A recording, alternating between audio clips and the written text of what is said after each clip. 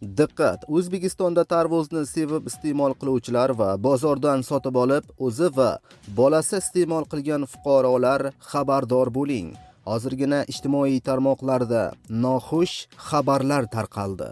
Tezda tarvuzni iste'mol qilganlar videoni ko'rishingiz shart. Assalomu alaykum hurmatli tomoshabinlar, tezkor yangiliklardan birinchilardan bo'lib xabardor bo'lishni istasangiz, videorolik ostiga like tugmachasini bosib, kanalimizga obuna bo'lishni unutmang.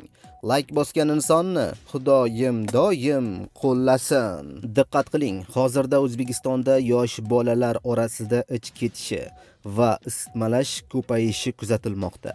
Bunga tarvuz sababligi aytilmoqda. Xalq hushyor bo'ling albatta. Hozirgi yetishtirilayotgan tarvuzlar asosan kimyoviy moddalar bilan yetishtirilmoqda. Tarvuz sotib olishni to'xtating, deyiladi xabarda. Aziz do'stlar, xabarimiz keng tarqalib, barchaga e'tiborishligi uchun like tugmachasini bosib qo'yishni unutmang.